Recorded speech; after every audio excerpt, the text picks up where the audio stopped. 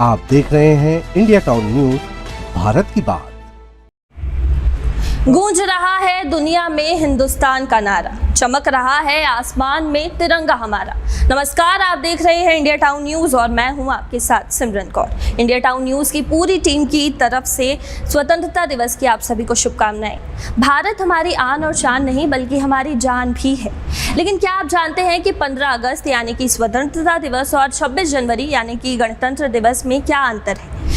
15 अगस्त के दिन प्रधानमंत्री ध्वजारोहण करते हैं और 26 जनवरी यानी कि गणतंत्र दिवस के दिन राष्ट्रपति के द्वारा झंडा फहराया जाता है। तो चलिए जानते हैं क्या है इसके पीछे का इतिहास।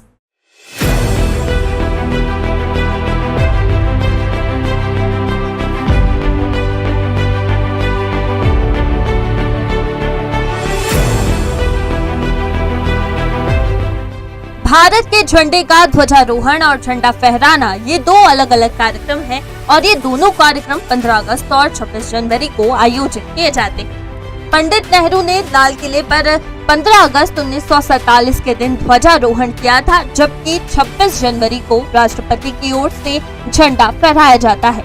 यह दोनों आयोजन लाल किले की प्राचीर और राजपथ पर आयोजित होते हैं। 15 अगस्त यानी स्वतंत्रता दिवस को ध्वजारोहण होता है। इसी दिन साल 1947 में ब्रिटिश राज का झंडा भारत में नीचे उतारा गया था और देश का राष्ट्रीय ध्वज ऊपर चढ़ाया गया था। जब राष्ट्रीय ध्वज को ध्वज स्तंभ पर नीचे से ऊपर की ओर चढ़ाया जाता है तो इसे ध्वजारोहण कहते हैं। 26 जनवरी यानी गणतंत्र दिवस को झंडा फहराया जाता है, जो कि फ्लैग पोल पर पहले से ही ऊपर लगाकर बंधा हुआ होता है। आमतौर पर कई जगह इसके साथ कुछ फूल की पंखुड़ियां भी बांधी जाती हैं ताकि पुष्प वर्षा के साथ झंडा फहराया जाए। 15 अगस्त 1947 को स्वतंत्रता दिवस पर पहली बार भारत का तिरंगा झंडा लाल किले की प्राचीर पर ब्रिटिश झंडे को नीचे उतारकर ऊपर चढ़ाया गया था और तब से हर साल लाल किले पर ही ध्वजारोहण किया जाता है। 26 जनवरी को राष्ट्रपति भवन के पास कर्तव्य पथ, जिसका पुराना नाम राजपथ था, वहाँ झंडा कार्यक्रम होता है, जहाँ पर परेड की शुरुआत से पहले झंडे को फहराया जाता है। भारत के पहले प्रधानमंत्री पंडित जवाहरलाल नेहरू ने पहली बार लाल किले पर 15 अगस्त 1947 को झंडा फहराया था। तब से हर साल भारत के प्रधानमंत्री यहाँ पर झंडा फहराते हैं और फिर देश को संबोधित करते हैं। भारत के पहले राष्ट्रपति डॉक्टर राजेंद्र प्रसाद ने 26 जनवरी 1950 को गणतंत्र दिवस पर झंडा फहराया था और तब से भारत के राष्ट्रपति राजपथ पर हर साल इस दिन कर्तव्य पथ पर झंडा फहराते हैं और फिर भव्य परेड की शुरुआत होती है। लेकिन क्या भारत के आम नागरिक अपने घरों पर राष्ट्रीय ध्वज फहरा सकते हैं? जी हाँ, बिल्कुल फहरा सकते हैं, लेकिन कुछ नियम भी हैं जिनका पालन करना जरूरी होता है। भारतीय ध्वज संहिता 2002 कहती है कि कोई भी व्यक्ति, चाहे वो किसी भी संस्था से जुड़ा हो या ना हो, राष्ट्रीय ध्वज फहरा सकता है।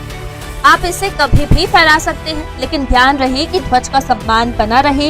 हालांकि अब जुलाई में ध्वज संहिता में कुछ बदलाव किए गए हैं। अब सूर्यास्त के बाद तिरंगा नहीं फहराया जा सकता। आपके जहन में ये सवाल तो जरूर आता होगा कि स्वतंत्रता दिवस के दिन तिरंगा लाल किले में ही क्यों फहराया जाता है? तो चलिए बताते हैं आपको इसका इतिहास।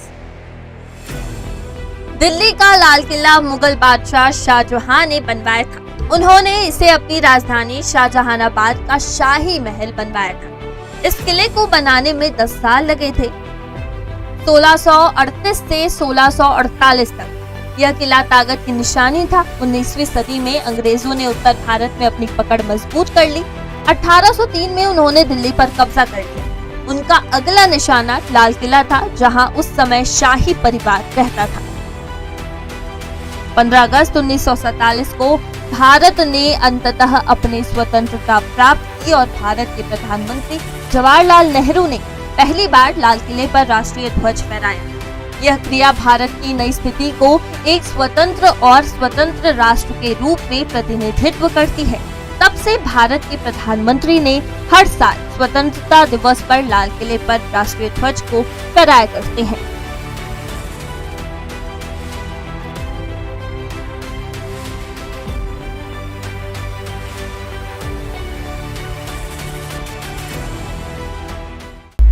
अभी आपने जाना कि झंडा फहराने और ध्वजारोहण में क्या अंतर होता है, और अब आपसे अगर कोई कहे कि 15 अगस्त को झंडा फहराना है तो आप उसे बता सकते हैं कि वो झंडा फहराना नहीं बल्कि ध्वजारोहण होता है। एक बार फिर इंडिया टाउन न्यूज की तरफ से आप सभी को स्वतंत्रता दिवस की हार्दिक बधाइयां। नमस्कार। आप देख रहे हैं इंडिया टाउन न्यूज, भारत की बात।